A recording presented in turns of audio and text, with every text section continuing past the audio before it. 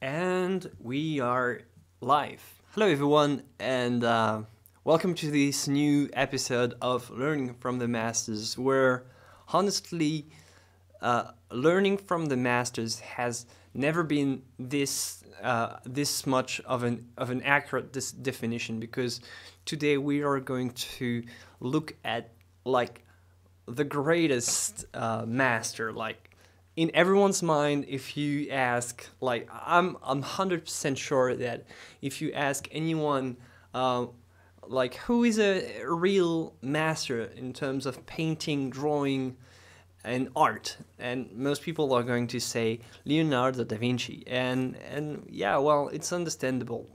He was a great artist, and he is still one of the most uh, impressive minds of our recorded history, at least like recent recorded history that goes all the way to our culture. Like, maybe there was some people that we don't know about, but like Da Vinci had a huge influence on like the rest of the culture that followed and the rest of the world of art. So great artist, definitely a great master. It was not easy, because today was a real battle between three of the Teenage Mutant Ninja Turtle Ninja Turtles. Like, we had like, you had to choose between Raphael, Michelangelo, and Da Vinci, and you guys chose Da Vinci, which I knew beforehand that you guys were going to choose Da Vinci. So yeah, really cool to have you here. Hello, Jack Lear. Hello, Orest. Hello, Mark and Peter, and yeah, from Ukraine. Cool. So great to be here. So yeah, let's start. I'm not gonna. Well, as always, like, important to know, I am in no way an expert. I'm not going to cover all the history of art, because like there is tons of history about Da Vinci, just like there are many stories as well, like about, like, everyone had some sort of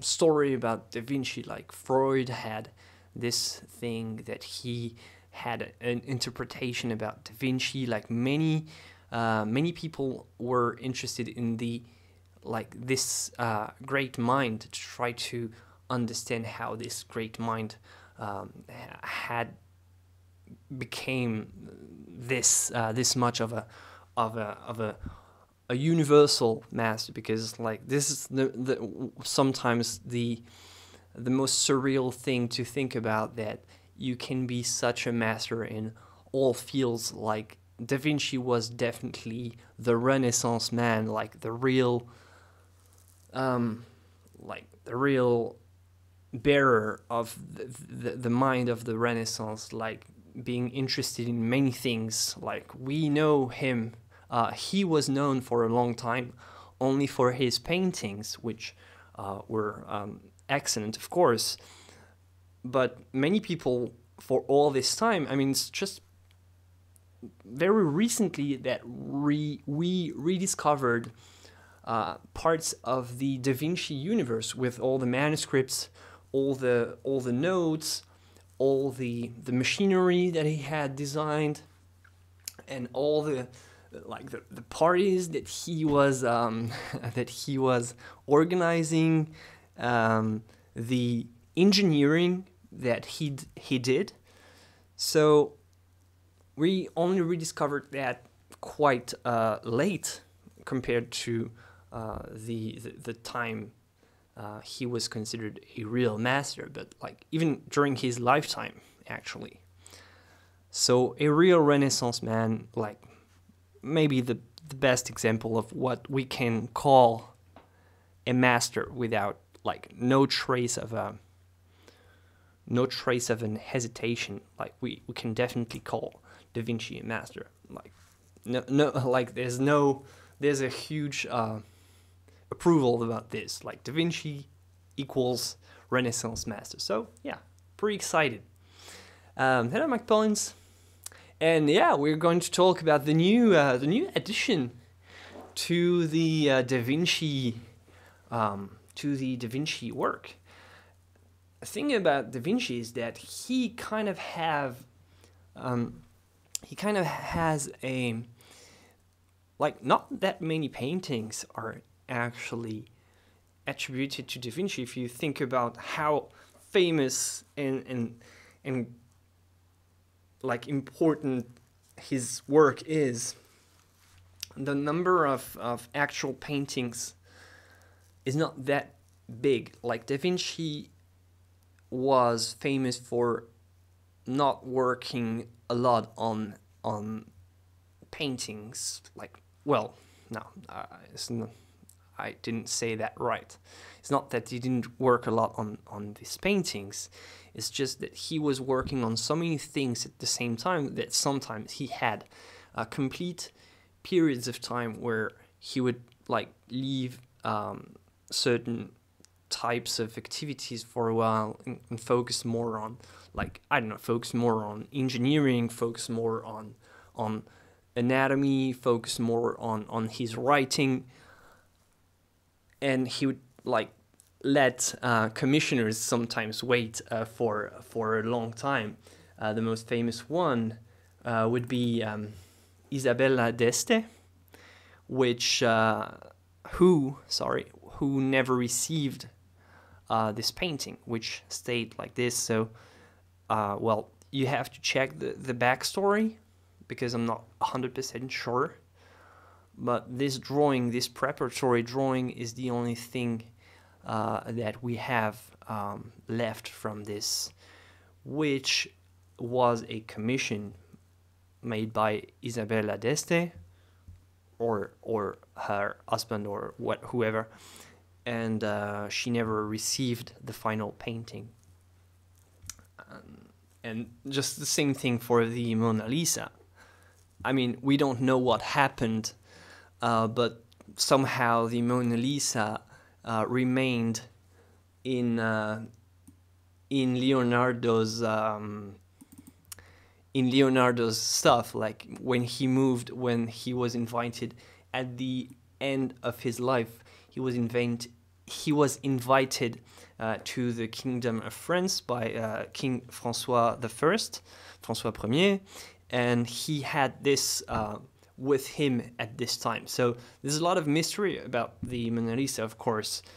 Like, why didn't the commissioner receive the painting? Who commissioned it, really? And there's a lot of story, and this painting has, I mean, just look at the Da Vinci Code. Like, there's an actual book called the Da Vinci Code with all sorts of story. Like, Da Vinci's life and work has inspired so many stories, which is why I'm not gonna go into the stories. You have to check it out for yourself. Sorry, we're just gonna have a look at the style, at the aesthetics, at the techniques, if we can. But like all the backstory, you have to figure out yourself, because, like, I mean, there's as much stories as history, which makes it hard to follow. Like, this is but there is so much documentation that I'm not gonna bother and tell you weak information. Well, clearly you can find great information. Not that many paintings, not that many commissioners that actually got what they paid for. But at the same time, even during his lifetime, one of the most famous creative person, like artist, like he was famous for, as an artist, of course, but also like for many things. So funny how like real talent like just blows everyone's mind, and everyone kind of wants it. And Salut Amélie. Hello Mohamed. And is there a problem with the video feed? I can't see. Well, I hope you're the only one, Themonis, and that it comes from your computer, because from here apparently it works. Well,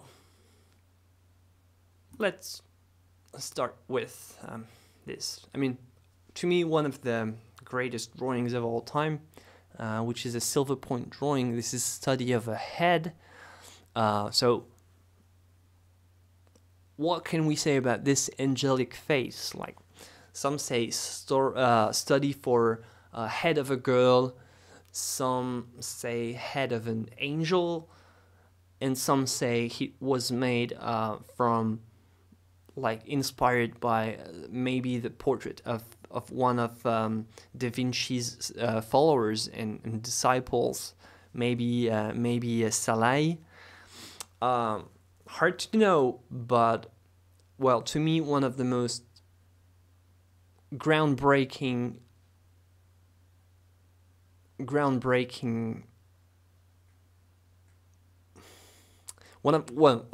let's start over.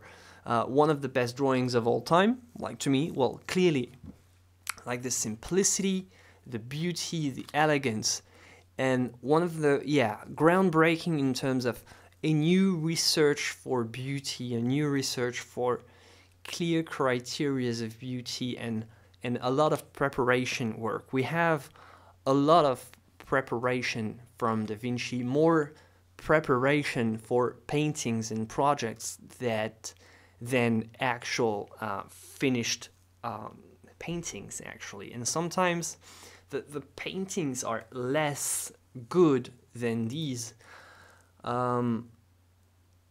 So study for an angel, well, okay, probably a study for, let me show you, or which one. There's several versions. Alright, so no, it's all pixelated. It's not the one I was looking for. Most probably a study for, sorry about the pixelation, I don't have a good picture. Maybe a study for this angel in the Virgin of the Rocks. But as you can see, the drawing, well, I have no other version. Well, you have two versions. It's one in the Louvre and one in London. Is pixelated again. Sorry about that. Well, try to find a better better reproduction of this one. I didn't know that it was that pixelated. But so study for this angel, most probably. But as you can see, the drawing, well, to me, clearly surpasses the final paintings, which means that Da Vinci was really a man of knowledge. He was interested in the, so this is the Louvre version, and there's also a National Gallery version. Well, let me try to find it. Well, this one is the other one. Okay, and this one, the London version. And okay, much better resolution. You'll see, where did it save? So this is the London version, much better resolution, right? Well, it is very good. So we don't know exactly which one is the genuine one between the two. Like, it was very common at the time that the students would copy the work of a master. It was very common that students would do parts of the work of the master. So, like, there's a huge war between London and Paris to prove which one was the genuine one. I within this war, I don't know who is right and who is wrong. And this one, quality is not perfect. This one is the Paris version.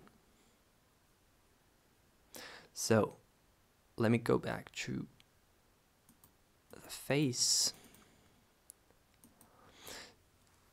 So with Leonardo, we have an artist that is really deeply involved into researching a way to make painting better. And we have a dedicated man that spent his entire life trying to find the right way, the most elegant way. And yeah, Da Vinci is really about beauty, about elegance, about finding the right shapes, finding the right level of softness, finding the right line. And he was definitely about the line. He had lots of writings about how to draw, how to combine the various lines, and how to work with this kind of serpentine line, which was called like this serpentine line, which is a line that you can follow that kind of guides your eye just very smoothly and in a very fluid motion all the way within the painting without like breaking at any time. Like you have no sort of cross section that breaks the unity. Everything is really within a line, and you can see that there is probably more love in the research itself than in the final result. Not this one. No, this one is not the right one. Okay. Like, well, this one is a lovely painting, of course. And everything is very lovely, very beautifully painted. It's masterfully achieved. But to me, there is more love in the drawing itself. So the research for Da Vinci was as important, I think, as the final result, and this is what defines him. Never before has it been possible to get into the head of an artist like it was made possible with Da Vinci. Never before were we able to follow the mind of the creator. And to me, this is why Da Vinci is so fascinating. Like most artists before, we had an idea of how the finished work looked. And all right, it was very good, very pleasant. But with Da Vinci, we had something else, like the number of unfinished work that we have from him, the number of manuscripts, the number of drawings that we have, lets us dive into his mind, into his creative intentions, and this is why I think he has become so fascinating. And yeah, this is really the main difference, and which is why he is still nowadays considered as one of the most like one of the greatest like geniuses of all time. Because maybe there were some other geniuses, but we don't have all their drawings, we don't have all their manuscript. It was lost. Maybe there was someone like Da Vinci, but we don't know about it. And Da Vinci, we know all his. We know much of what he was creating. So, yeah, really cool. All right, so let's.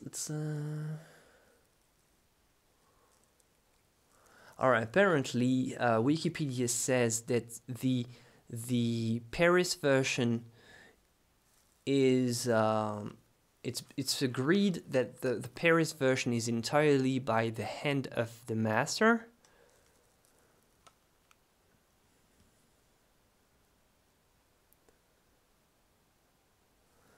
And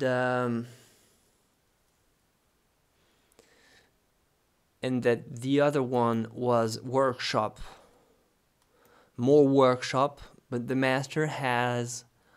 So the debate is how much did the master actually do on the London version. So like tons of research maybe about it.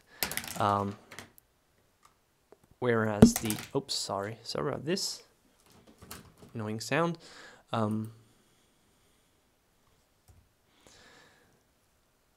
So, well, this would be the one apparently.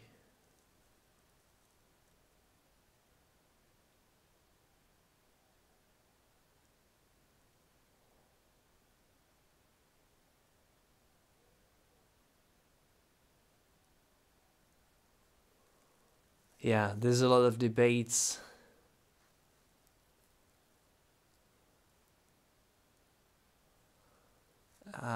Complicated and complex analysis that suggests that this would be the real one. So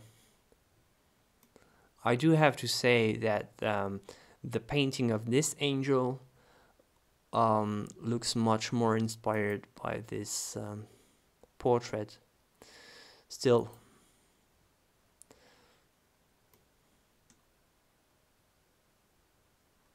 and then this one. This one, the eyes are much more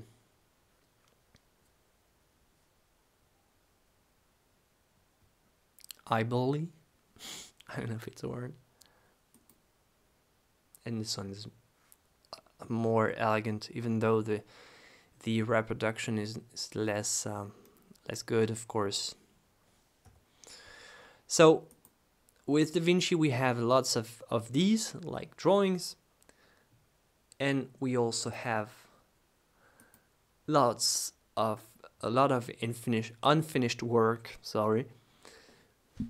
which is also why he became such a brilliant mind. Like, we can see through the actual creation. Like, you have to know that before the Renaissance, artists were more like general working class. Like, they were more considered like, you know, like manufacturers in some way. Like, they manufactured paintings. But the Renaissance put the artist at the center of the creation and not the object itself. So with the Renaissance, we had famous artists for the first time, considered as artists and not anymore as like workers. Like, when you're painting, you're not manufacturing an object, you're actually creating something original, something unique. And how can you understand that if you don't have anything to understand the creative process?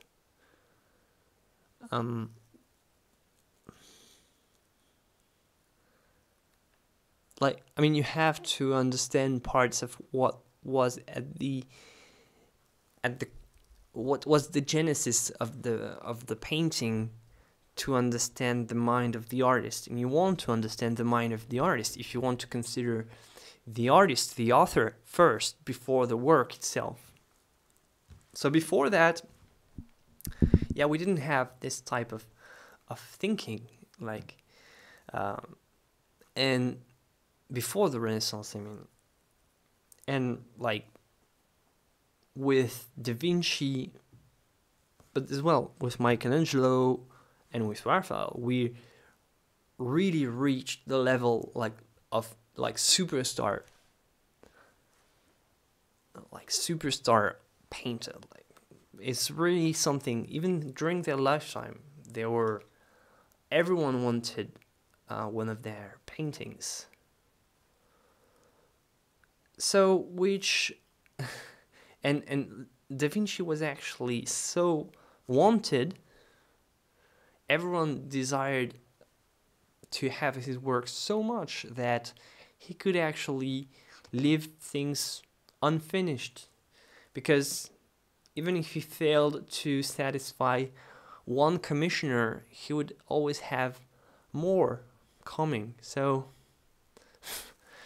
and he was interested in so many things. All right, so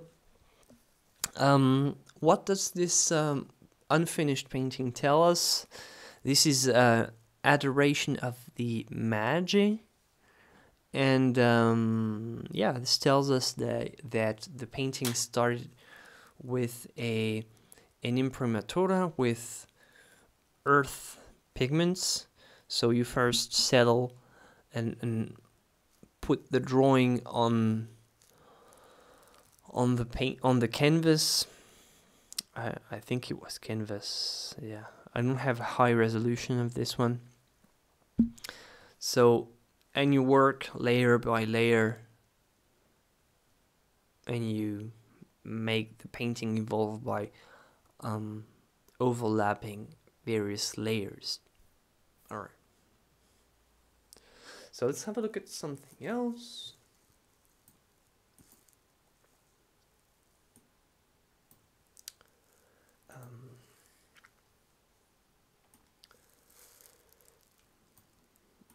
Let me find the window where I have all my... Okay.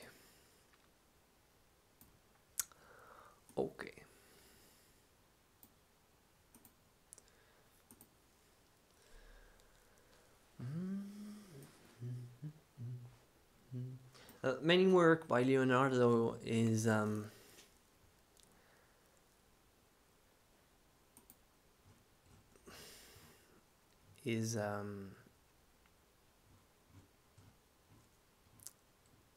not actually his. Like, many of what we know about him and what we know about his way of working actually come from all the students and the following that he had. Many of his paintings remained like this, or were destroyed, or were lost. So we don't have a lot of information just with his work, and some of the paintings that I'm going to show you are still somehow questioned on their authenticity. Like, some people question, like, let's say,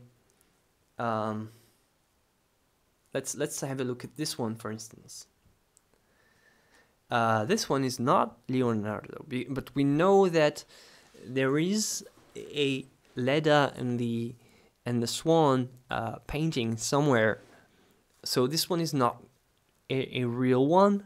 It's by a student, which was, I don't remember what the name of this student was. So this one is not genuine, for instance. But we have sort of records that Leonardo painted this. So I don't know what happened to the actual painting of Leda and the Swan. No way of knowing. But if someone has information, could be interesting. So lots of his work is still questioned today, which still shows how impressively he inspired people, because there's not that much work left by the master.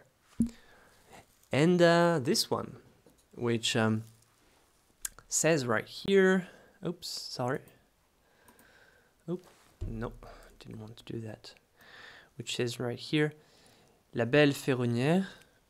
I don't know if it was not added later. I think this writing is probably not from the hand of Leonardo himself.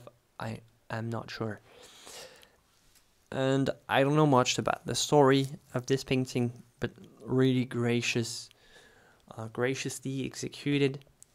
As always with Leonardo, you have this idea of following the curves and having some gentle curves, even at the risk of creating lines that maybe like pushing the lines to make them feel more elegant. And when you talk about the serpentine line, the sinuosa, you really see it at work in this painting. You can follow multiple like pathways that will just, you can just follow every curve and go back to another curve and sort of like circle around the painting with your eyes all the time, like constantly, and your eyes never really stop moving around the painting goes, and it's all very gentle. Like you don't have to force your eyes to see everything. It's just nicely guided. It's like on rails.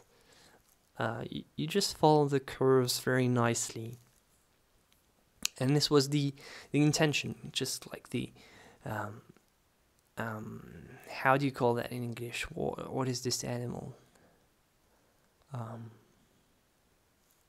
Minx? A minx? I'm not sure.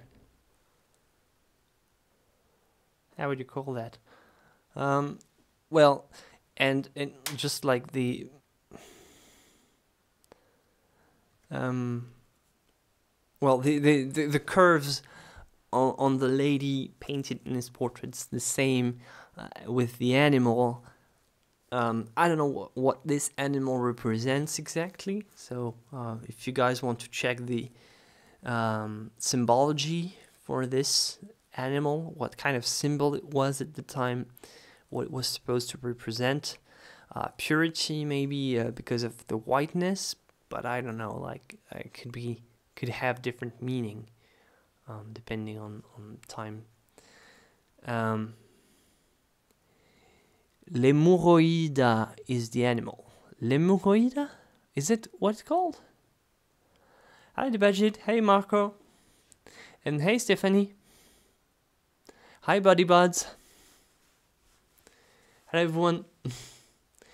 I don't know the symbology, so if you guys want to check it out, you're welcome. So basically, stylistically, yeah, the idea is still to guide your eyes with nice curves and create this nice following of curves all around the painting. Not going to zoom in too close because yeah, it's pixelated.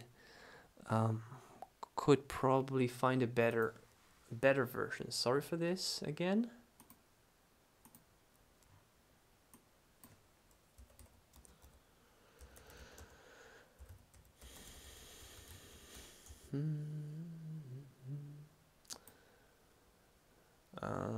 Okay, this one is better resolution. Yeah, I'm gonna take this one. Thing is, ermine apparently is the good word.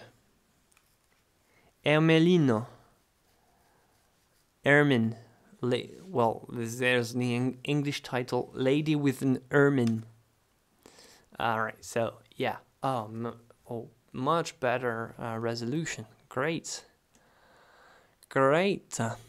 Alright, so right here we also have now what Leonardo's really stayed famous for in terms of artistic painting techniques, which is this sfumato. Alright, so if you don't know what sfumato is, that's like this, for instance. I mean, the fact that this shadow right here, or the shadow right here, or even this one, all these shadows are so subtle that you never have a straight line that delineates the shadow shapes. Like you have something very, very soft, not weak though, because like the transition is soft, but the shadows are still like kind of like dark, like the right level of darkness that you want on this specific type of painting. The thing is, you have a nice blurry and foggy line, which is why sfumato comes from. It comes from sfumato. I don't know about the Italian word. It means like fume, like the the the fumes, like the ethereal, like sort of transition between light and shadows. And this is not only a painting technique. Like this is not like some people think. Well, sfumato is you have to work with glazes and you add many layers. Yeah, sure, but it's not just a painting technique. It's a stylistic and artistic technique. So you have to think about your sfumato before it even starts. It's just like the chiaroscuro, where in the chiaroscuro you want a strong opposition between lightness and darkness, and you want a high gap between, like a clear cut between the lightness and darkness, and you want to bring like some type of pure strength to the shadows. That the chiaroscuro, like think Caravaggio, for instance.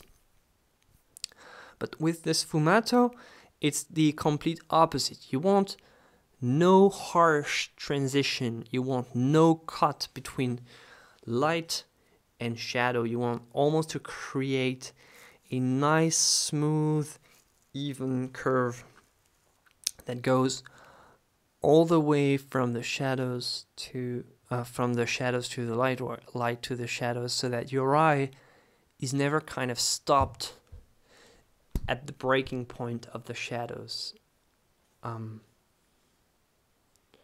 So this is the spirit of sfumato, and this is not only something that you paint, it's also something that you choose to represent. Like you can already start thinking about this type of ideas when you set up your portrait for like which kind of light do you choose. You want something soft, you don't want something too unidirectional. You don't want to create, let me see if you can see that, like you don't want to create harsh shadows. You want to create soft. I mean, I don't have any light that's good enough to create something like sfumato. I mean, all you see here is the complete opposite. So even without you start painting, you can see all these nasty shadows, like even that, like nasty shadows. You want to avoid this kind of shadows in most paintings. Like most of the time, shadows, especially the shadows under the nose, which kind of make everyone look like Hitler, which is like, it's a bad thing. I mean, you don't want this nasty shadow like here. So you have to push your light on the side. You have to soften it. Let me try to see if I can soften it, maybe with a piece of paper. It's going to be hard. See, now I don't have anything clearly cut. So my point is, well, Leonardo is famous for the sfumato technique, and everyone has heard about sfumato. Thing is, sfumato doesn't start when you pick up your brush. It starts even before that, just like the chiaroscuro, actually. So sfumato is not just a painting technique, which is my point. It's one of the traditional domain of artistic style and choice, like artistic choice. Let me try. Well,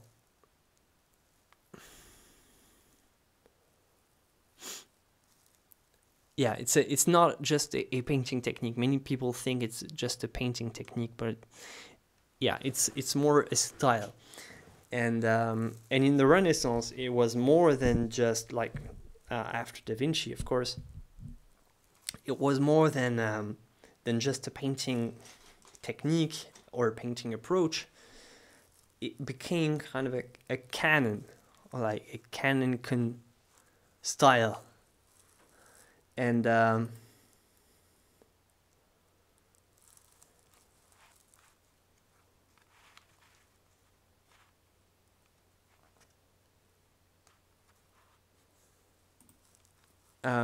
let me try to find the other. Yeah, so you have. I'm going to try to say the words right in Italian. So like chiaroscuro, sfumato are the most like famous ones, but you also have cangiante, peut-être cangiante, and unione.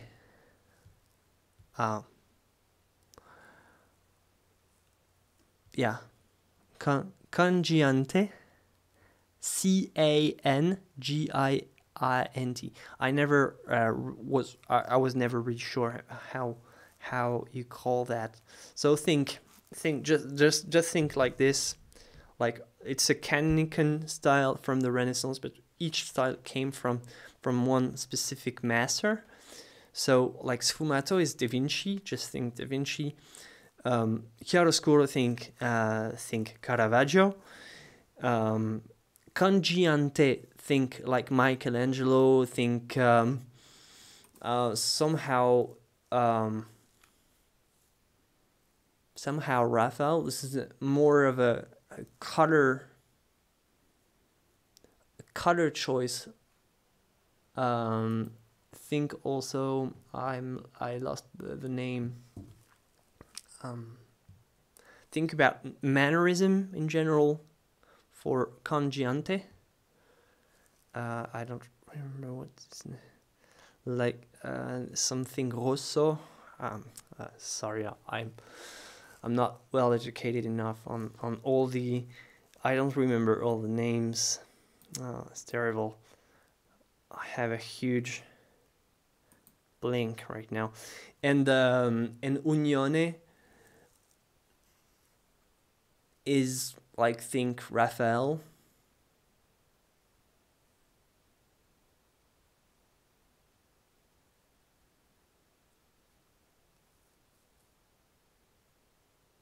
Yeah, Cangiante.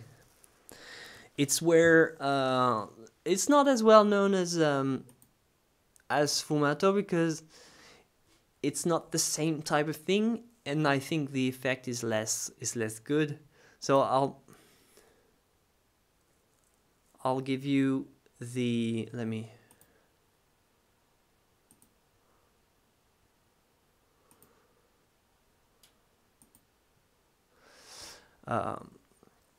Let me just open what Wikipedia says exactly.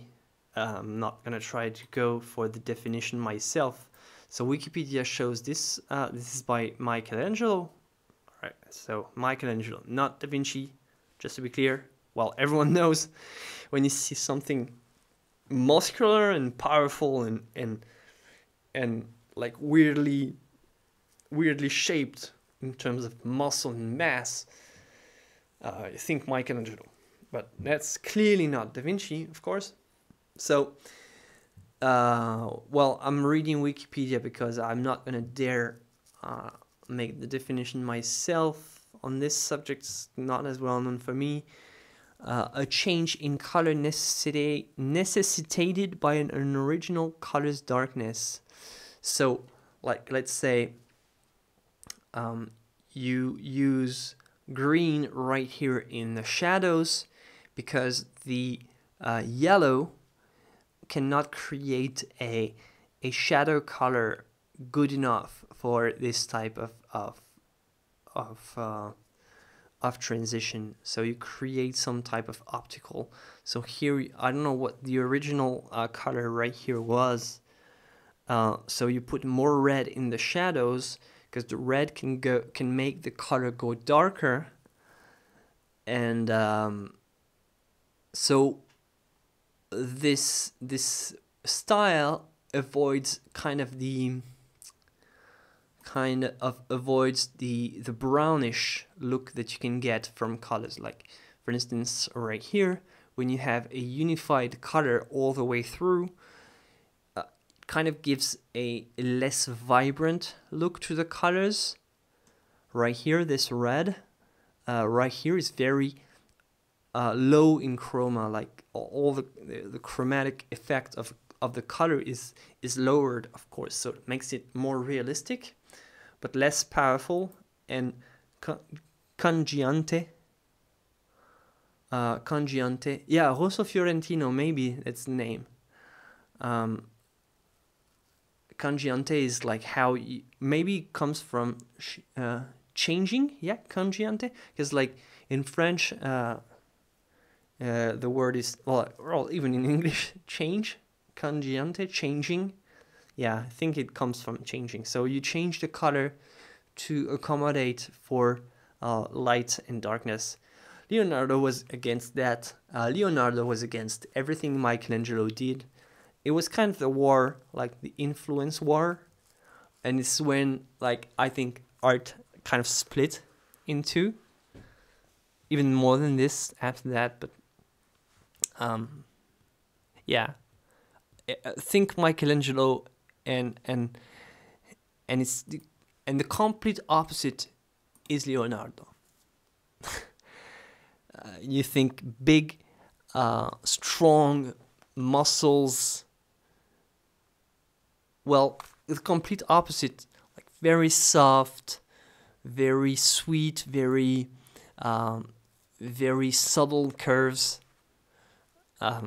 Colors much more controlled, much more, of course, brown. Well, this is a reproduction of the Mona Lisa with the bad varnish. I don't know if I think it's been slightly treated recently. I don't know, because in my memories it was not as yellow as this one, but I know it's still pretty yellow. Let me find a better picture again. Oh, okay, we have some.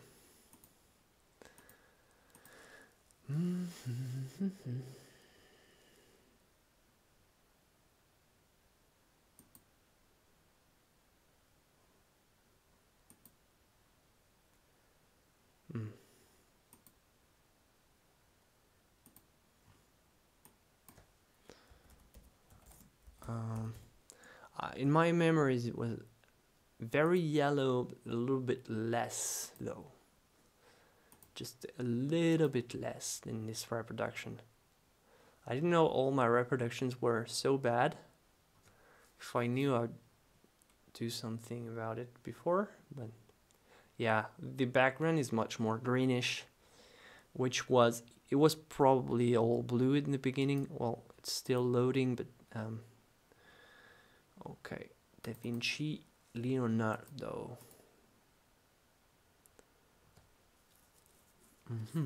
It's loading. You're gonna have a better quality reproduction. I'm sorry, I didn't check all the reproductions that I have. It's kind of old pictures right here. Not the best quality. So let me bring you something a little bit better, if it's possible. Yes, is it? No, it's not. Yes. No. Okay. Better. Better quality. Mike, the first example of steroid use by models in Michelangelo. Yeah, I think the first example of muscular man for painting women. So yeah, well, complete opposite in terms of style. I mean, it was a war, really. No, not really a war, but a war of influence, because both artists were living around the same time, and were trying to influence the Italian society and the world of art as well. But two very different personalities.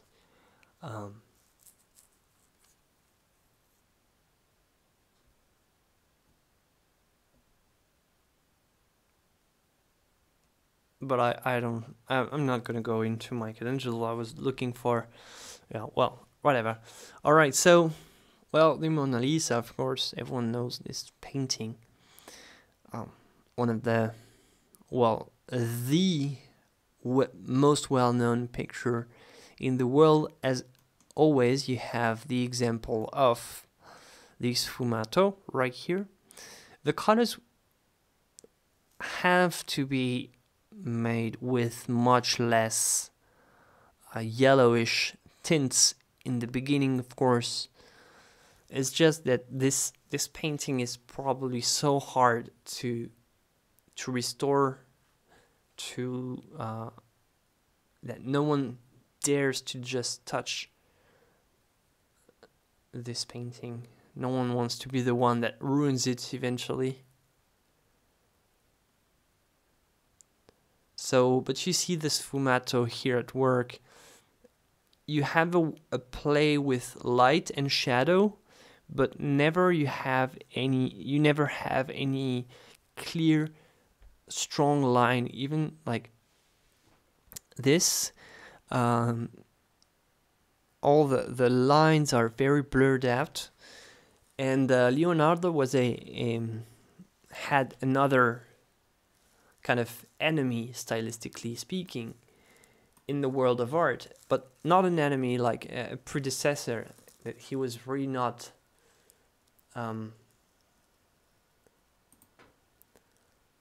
which is what he was against. I don't know how. I still don't have a good painting. Let's have a look at this one. All right, let's have a look at this one. Whose work Leonardo was opposed to? What would you guess? Who's the artist he was opposed to in terms of style, in terms of approach, in how he painted?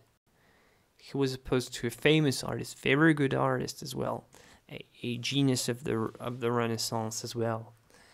But he was really kind of the opposite style. He came up with a new style that really made him the artist that he became.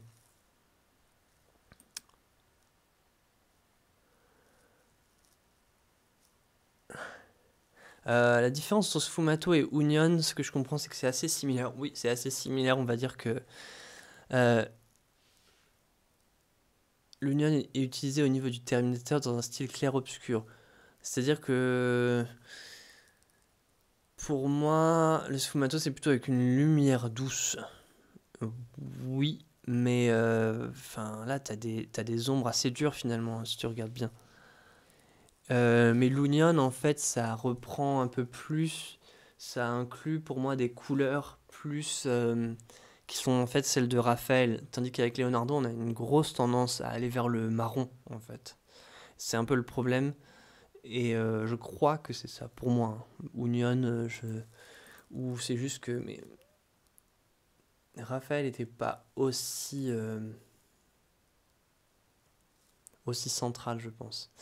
Leonardo versus Michelangelo. Well, this was a big versus. So, but the other thing is that Leonardo was against also Botticelli. He was against this type of style with, a clear line. So Leonardo was really against it. He wrote in his manuscript that this specific type of lining, like delineating like this, where you can see the line, has to be avoided. But you have this idea of soft nice transitions around the mouth. This shadow line right here, which is very soft.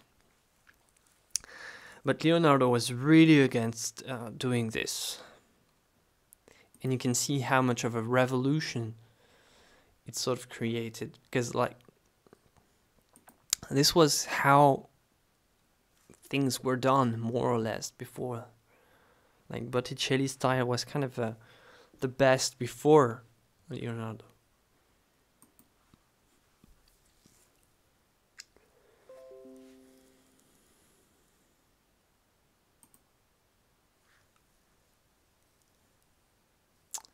Was it Titian? No, Titian came later, and he was more a Venetian.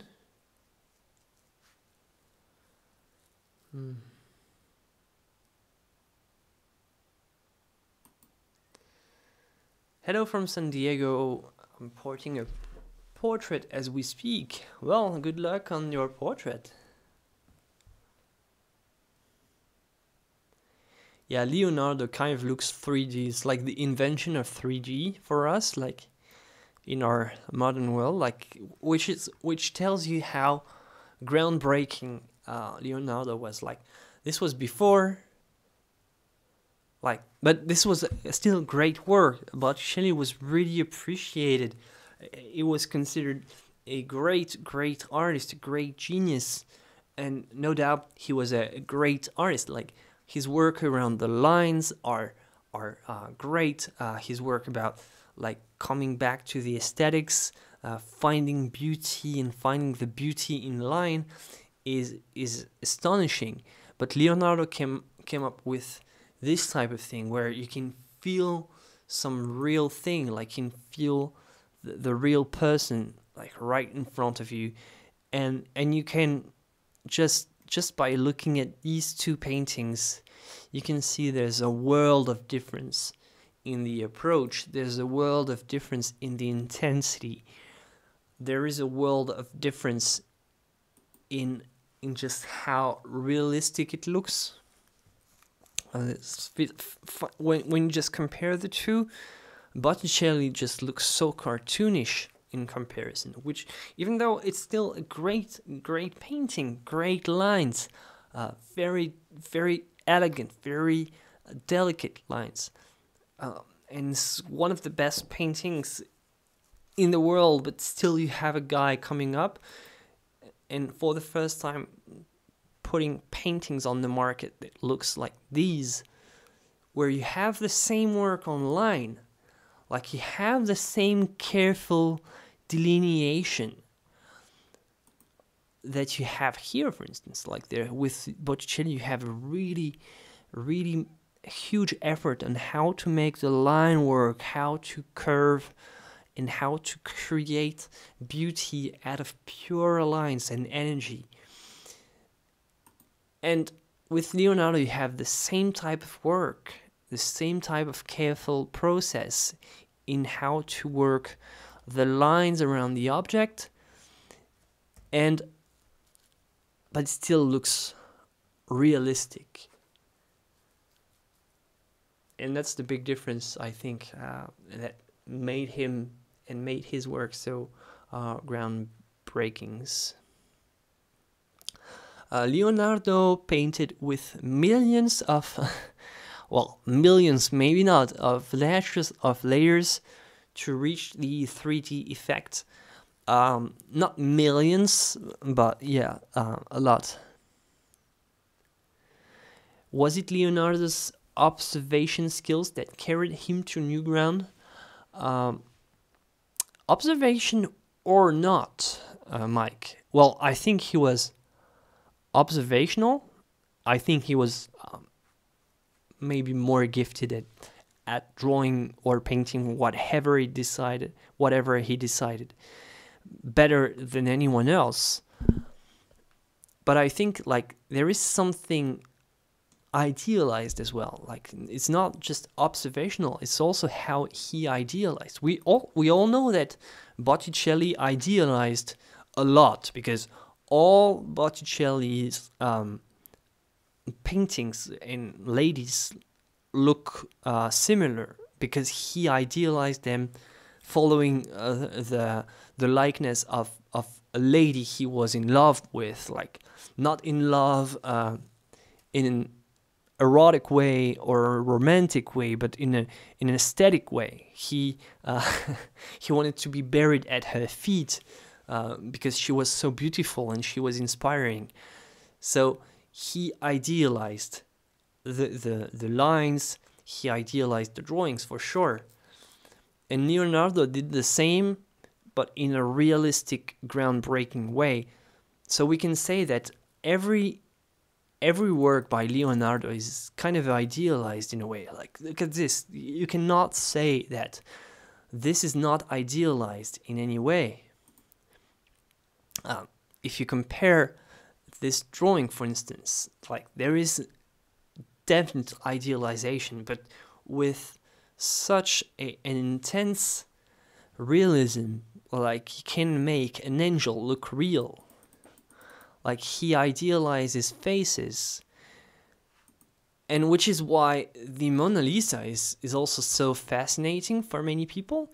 I don't find it that fascinating, but like, I understand why it's so fascinating, because like, some people have been like thinking whether Leonardo like actually sort of represented himself or represented, or what do you want, like this, like so many stories about who is actually painted and what's the meaning, what's behind the painting, because he was able to idealize. I don't know who's this lady he was. There's the word is, I think, Cecilia Gallerani.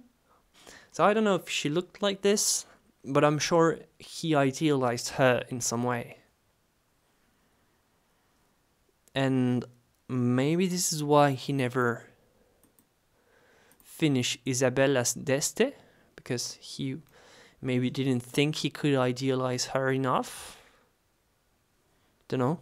I took her from a profile, which, yeah, you know, profile is like, I don't know what she has a profile made. Maybe she was not beautiful enough to be idealized in order to keep the likeness, but still idealized enough. And maybe this is why Da Vinci never finished the painting. He was not willing to not make it look idealized in any sort of way, and he just didn't want to paint anyone ugly, even though he loved painting ugly characters. And let's have a look. He was famous for drawing lots of grotesque characters, which also makes him kind of the forefathers of, well, I don't like using forefathers, but one of the first caricaturers, like with all these grotesque faces. So really, he was such a brilliant mind with lots of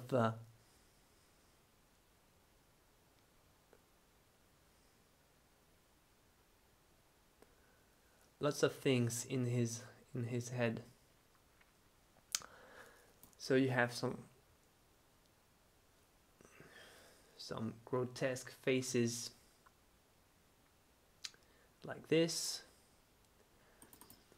But at the same time, when it came to painting, Leonardo was all about idealizing, and he was all about researching how to make it look. And I think all this extensive preparatory work is what made him capable of both idealizing faces, idealizing and finding lines of beauty everywhere, but still make it look realistic in a way.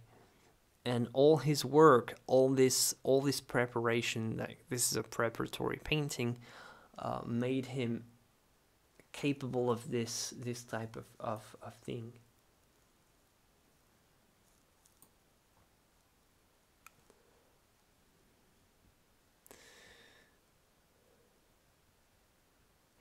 Head doesn't bend like that. Which one, Paul? Because, well, if you start talking about neck pain, you're in luck with the Renaissance artists. So look at this, for instance, and tell me she doesn't have neck pain after like one minute of standing like this, like she clearly has an elongated neck. But I think, well, who cares? I mean, there was some specific and clear measurements of the human body and the human proportion, which came back from the Greeks, and the Renaissance people were really interested in all the Greeks, and they had measurements on cannons. So, well, if you put something like this, it's clearly because, well, in the eyes of Botticelli, it looked better. So, well, right here the neck has the right proportions. Right here, I think it looks genuine. Maybe this line would, for a lady, be a little bit more like this, but it's not. Maybe more something like this, but it's not a big deal. But yeah, many drawings from the Renaissance had some neck twisting. I mean, it's not an unusual thing. See, this is the study that we seen earlier was for this one, Virgin on the Rocks. Yeah, lots of neck twisting. Like the eyes generally do not go as curvy from this angle. Makes the eye look more bulbish than it actually is. It's just all idealization. It's all standards of beauty, standards of how to represent the body to make it feel better. Like, look at this. She has almost no shoulders. Where are the shoulders? Tell me. I don't know. And Da Vinci knew exactly, but preferred to not paint them exactly how physically the model was. Like, it's not about painting what's genuine, what's accurate.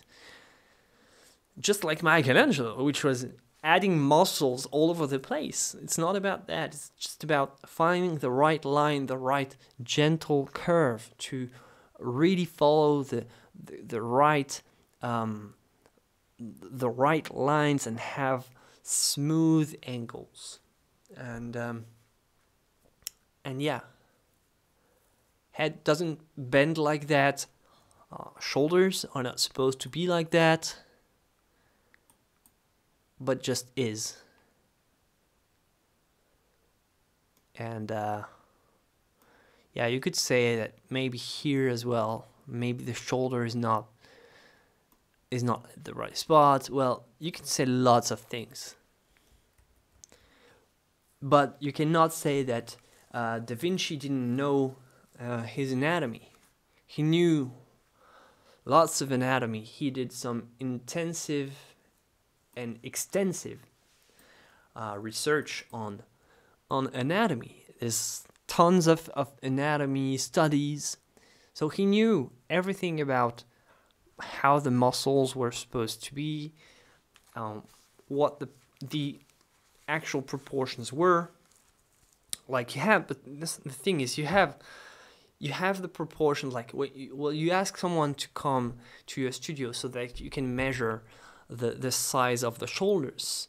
All right, but is this person the most beautiful thing you can imagine or not? Or can you imagine something better? Can you imagine something more elegant? That's how people in the Renaissance were thinking, because they have this idea that came from the Greeks of cannons. Well, the Greeks said, well, it doesn't matter how the model that you ask to come to your studio looks. It doesn't matter how these models are. No, because like from one person to the other, this changes. And art is a representation of the infinite, it's a representation of the divine. So we have to make standards of beauty. So it doesn't matter if you ask a peasant to come so that you can draw and have a model in your studio. It doesn't matter if he has huge shoulders or what. Well, when you're going to create the statue of a god, you are going to follow canons. So you can ask someone to come as a model, but it's a peasant, and you're trying to represent a god, so you have to follow canons. So they were really not shy. They didn't really shy away from like how to say. They didn't shy away from mistreating the human body to make it fit into canons. So Botticelli was an example of that, and Leonardo surely was. Michelangelo as well, in a much different way, but still, Michelangelo also knew more about muscles than maybe anyone else. Like this muscles everywhere, adding muscles all over the place. And same for Leonardo. There's a lot of knowledge, but the knowledge doesn't stop you from idealizing. See?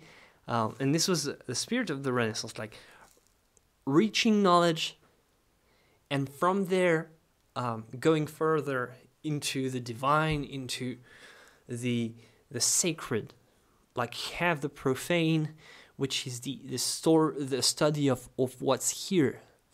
But from this knowledge, you want to reach the infinite. You want to idealize things.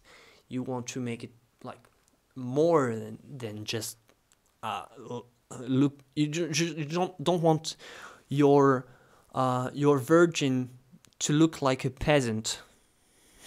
See, well, this was this was the case before Caravaggio, because like Caravaggio was the first to use sometimes prostitutes or lady of questionable virtue at the time and peasants to be the models for the saints he painted in his paintings, and he didn't like change anything from the way they looked in real life, which is why Caravaggio's paintings are breathtaking in terms of realism, because you have the real person, like not idealized at all, like boom, straight on.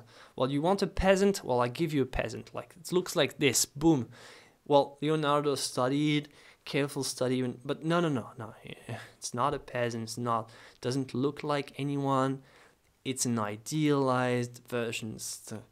Well, we are going to make all the lines reach the level of beauty that is desired. And in Leonardo's head, the research for beauty, I think, was more important than the final result itself. Because again, it's again a study that is better to me. Well, you'll tell me what you think. A study that's better than the original, like in my honest opinion as well. But you tell me.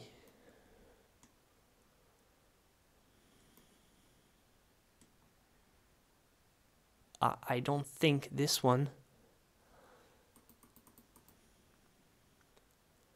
is as good as this one.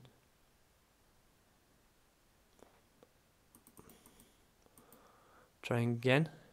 Let me find it. What do you think? But to me, like the research for beauty was more important in Leonardo's head, because the idealization is a process. Is not in the result. It's in the process of trying to reach the ideal, and the ideal is unreachable. And this was you have to philosophically put yourself in the shoes of someone that tries to reach the infinite. You know that it's not possible, of course, but you still try. And the simple fact that you're trying is better than not doing anything at all, like that representing what's here in front of your eyes. It's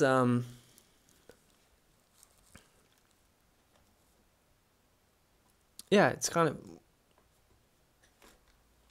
it's a idealizing shapes, idealizing faces, idealizing paintings is not a technique. It's a complete way of life. It's a process where you're constantly trying to get better, trying to reach, trying to be more perfectionist.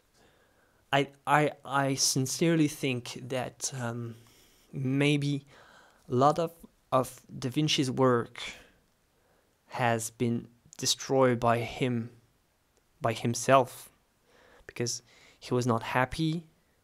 I mean, who knows how many drawings were just destroyed because he couldn't reach the right level of idealized beauty. Who knows? Maybe I'm wrong. Maybe he was genius that just succeeded every time, but I doubt it. I think he was a genius that got rid of everything that was not perfect enough. See the difference? I think he was a genius that was really doing everything very easily. That he could learn everything. He could excel at everything. But I still see that, to me, he was more an artist that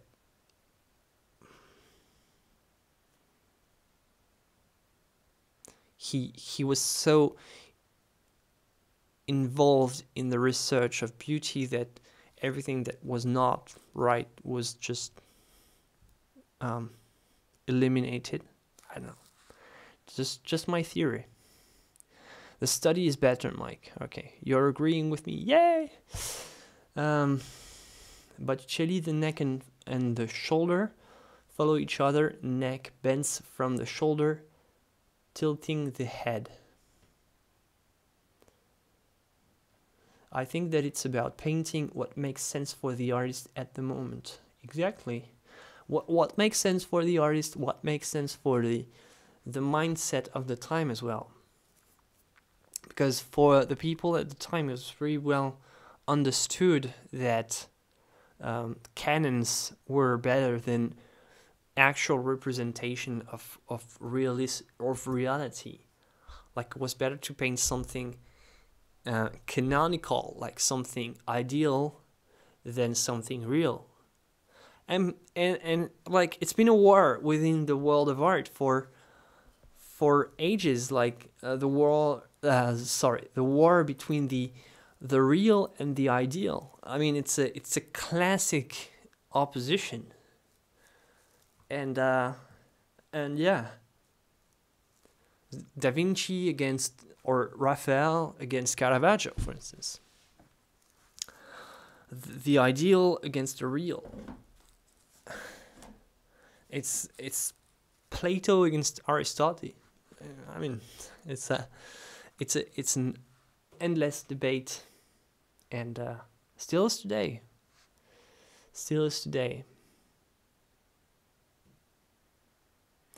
Hello, Classical Art NYC. Almost served the composition. All right. Let's find another painting, if we can.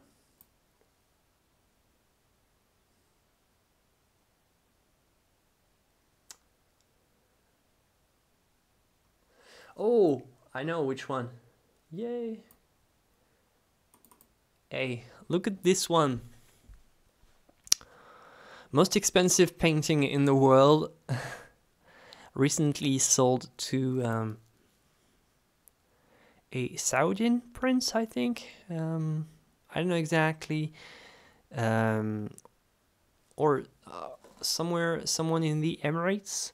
I think it will be most probably hung in the new museum Louvre Abu Dhabi. Well, I think this is a groundbreaking news. They were really like, well, brought a lot of hype. I'm not sure if it's yet confirmed that it will be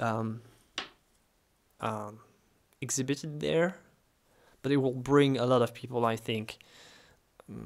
And yeah, it's all right. There's a good show by the, I think it was the BBC.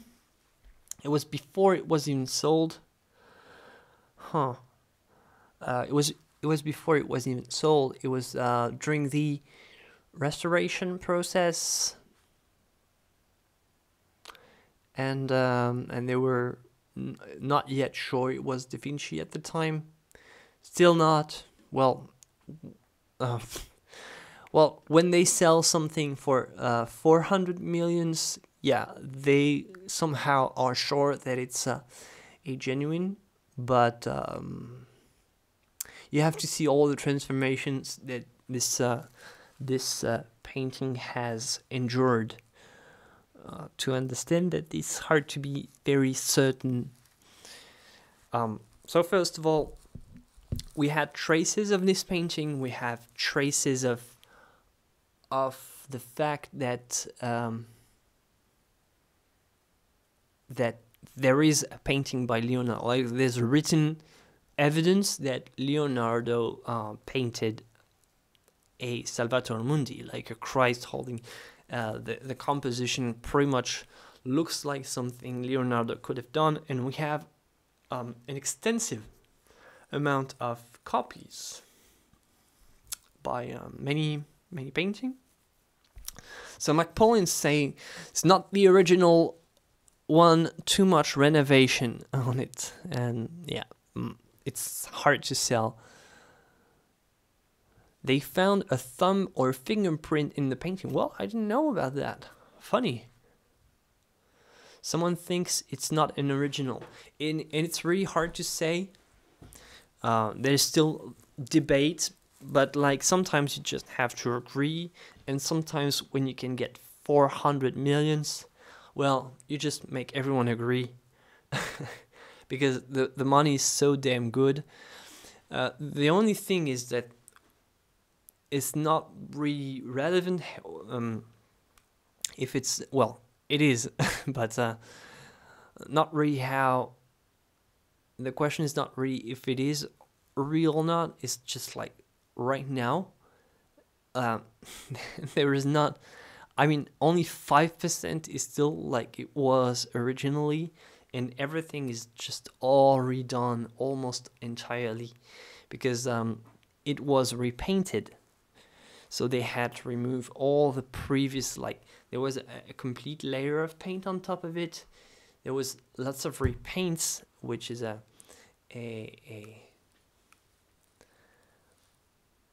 thing that was done in the past. Like, they used to repaint the things. I mean, I think they were trying to restore, but at the time, restoring paintings meant for many people repainting. And so yeah, it's hard to know if it's a real one. It's a good work by a restoration team, and can be attributed to the restoration team and the workshop of the restoration team. That's for sure.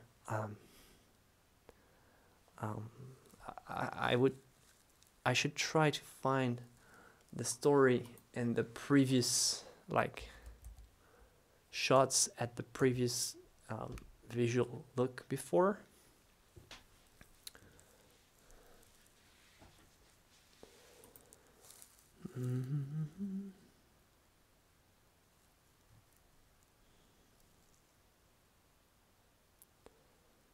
Huh, yeah. Can you see? No, sorry. Let me just readjust. So I'm right here. I'm on the Wikipedia. I'm just not. Right. I'm just on the Wikipedia, and you can see because I don't want to download the. So it looked like this before. So really, really, really horrible. Not the same at all. I don't know who did this. Maybe an earlier restoration. So yeah, that's how it looked.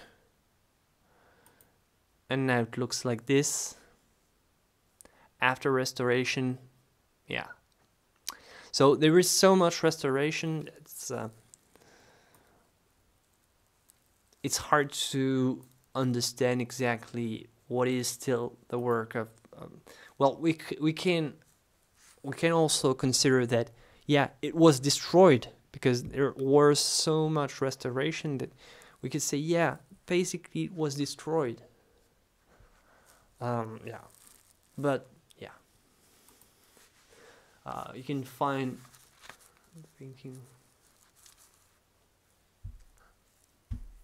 Well, there's a lot of money involved.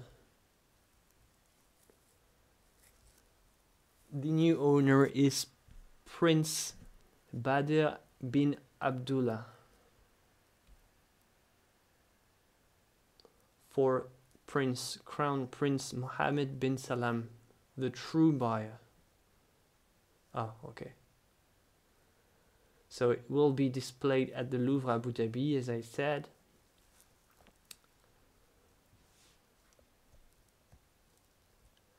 And it was confirmed in 2011.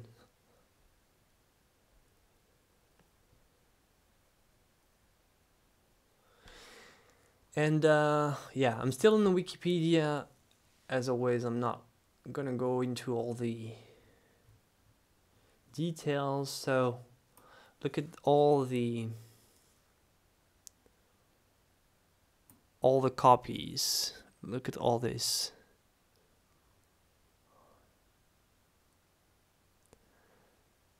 Copies or other versions.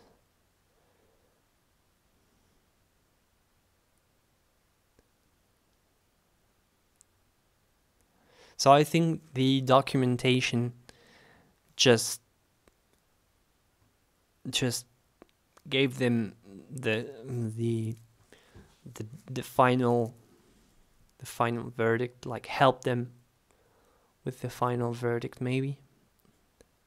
Because like there were so many copies, there were so many documentation saying that this painting existed that they had to just look at all the rest and think, all right, well, okay, so far we have all these. What is the best? Which of these look the best? Of course, we know, none of this is the real one. But could it be that all these paintings were inspired by this one, this original one? And they decided that, it was possible. Well, there's a documentary about the restoration and the new attribution process that you can probably check online. I don't know if it's still available, but yeah, and there's a good chance that it's Leonardo. It's just that the previous, how it looked before, well, it looked like this before. So, I mean, you cannot. They had to repaint, I think, lots of it. They did a pretty good job, making it still feel like a real Leonardo. But if you look at, it's horrible like this. All of this is the work of the restoration team. That's the thing. It's like it's hard to know exactly what was it. Well, I don't know. I don't know how they, even like the hair.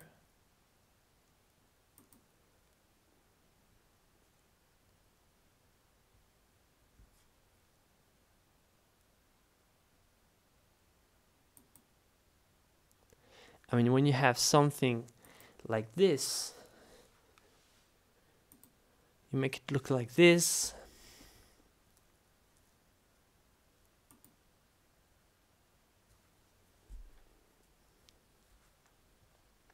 It makes you question what's left of the original, right?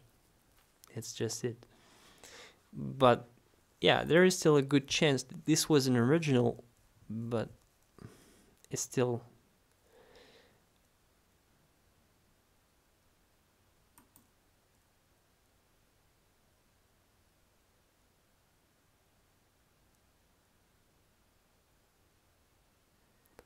And this version is so ugly.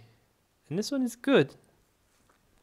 It's good. I mean, it's clearly the superior version of everything you can find about this painting. It is clearly the superior version. Well, the nice thing is that they did not repaint too much, which is why it's even more sfumato than what actually was the original. So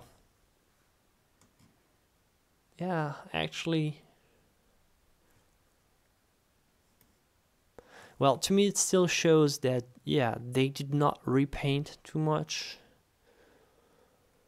which is why it makes... It's hard to know exactly, but this looks very very Leonardo-ish.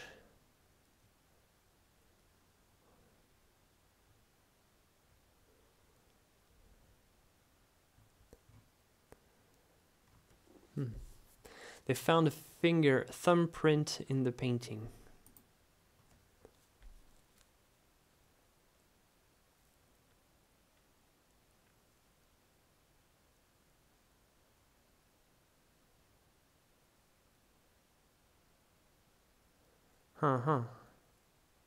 So I didn't know about the fingerprint though. If it's not real, it's the biggest con job ever. Yeah, I might agree.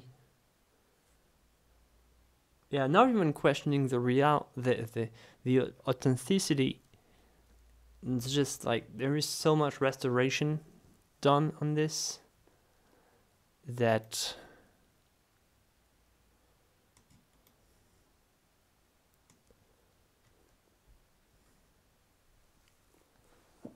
yeah, it's still worth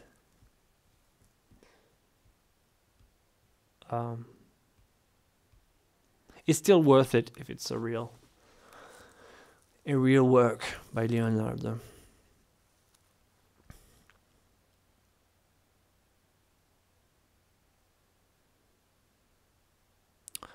Yeah, I haven't taken the time to look at all the evidence yet. So I mean, yeah, so far I've still been just following the news.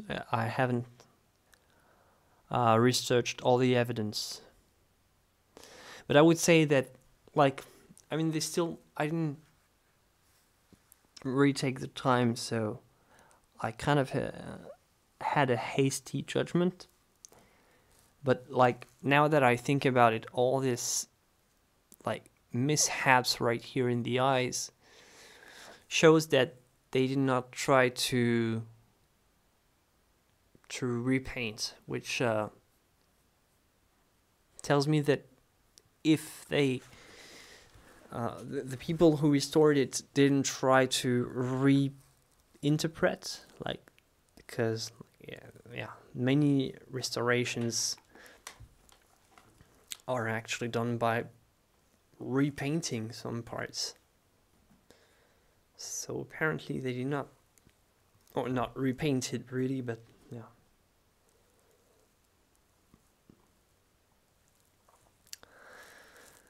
Who sold it? Christie's? Yeah, I think. I don't remember exactly. You can probably find the story. Unless the restoration team saw something through ultraviolet in which we don't know as they were examining the painting. Yeah, but the painting was known to be there as well. That's also a good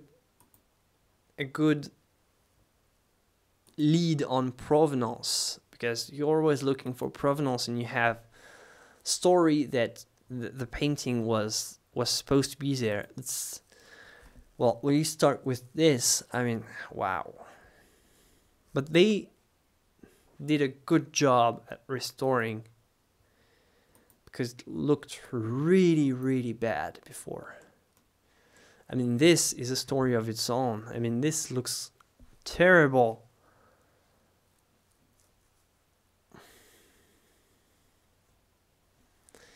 But yeah, well, now this part is more Leonardo, and this one is clearly badly repainted. But this one, I think they did not touch too much.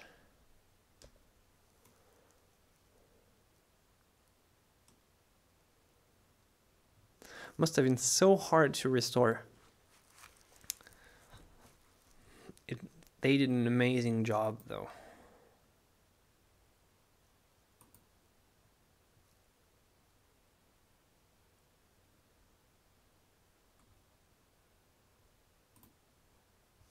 Yeah, the more I look at it, I didn't really took the time. I'm doing it right now, but the more I look at it,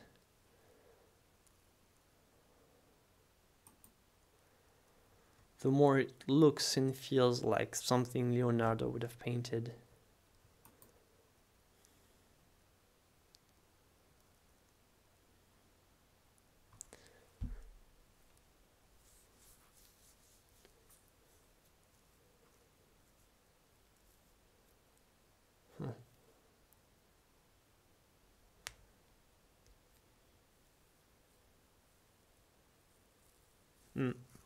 Yeah.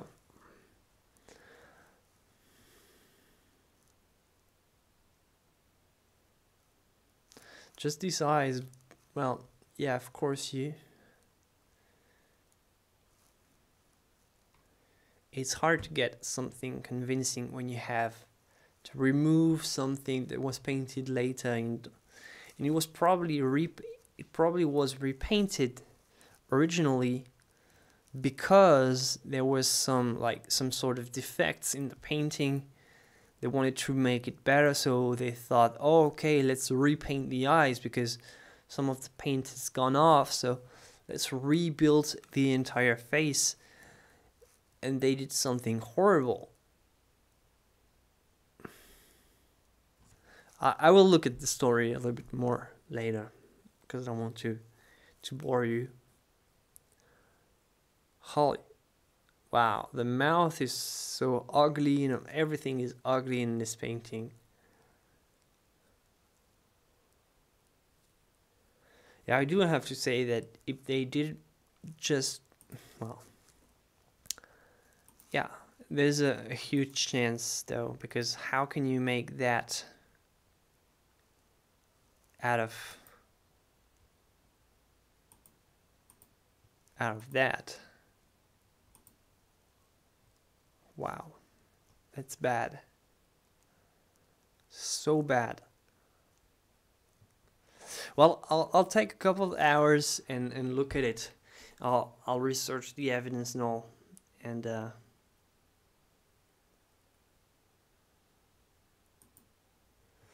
yeah, there's only 15 paintings from Leonardo with authentication. A lot of it is just copies. But the thing is, we have also lots of paintings that are documented, but we have no clue exactly but we have to say that Salvador Mundi was one of the best documented paintings that was still yet to be found. Yeah, so we can say that there's the evidence for its existence, at least, was well known long before they did the restoration job. Wonder what it really looked like before, because all the things happening around here are clearly lacking some paint, which is what makes me wonder exactly what is left from the hand of Leonardo himself. What is the minute surface washing of the restoration?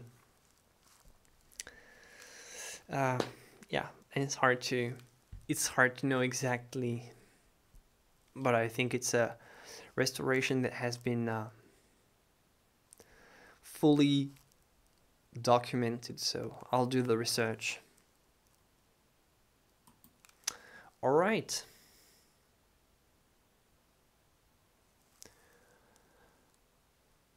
All right, everyone. So we are going to close the subject on this one. I'll do the research myself, so it's still a funny story, and it doesn't happen all the time. Like, we don't see and we don't find an old painting every couple of weeks, so it is still a fascinating story about one of the most fascinating artists of all time. So it's still a nice story, whether you think it's a good painting or not, whether you think it's the genuine, whether you still have doubts. It is still a fascinating story. Was it worth 400 millions? Yeah, I'm not. I don't know about the market. In our market, I think it's if it was sold for this price, it was worth this price. You probably couldn't say that from most of the contemporary work that is sold for way higher than what they're worth, which is a bubble that's probably going to crash someday. But yeah, this type of work, I think it's worth the 400 or more millions that it was sold for. I think it's well worth it. Like, compared to all the rest of the art market. The only thing is that the slight doubt on the provenance and the authenticity, I think, which is, yeah.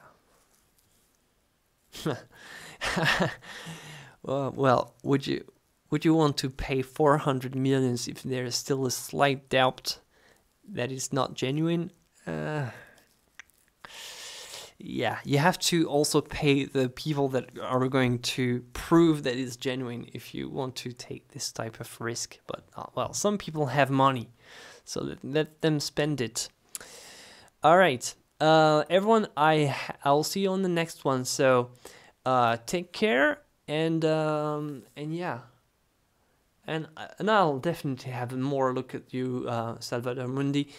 I want to research more. All right, see you, everyone.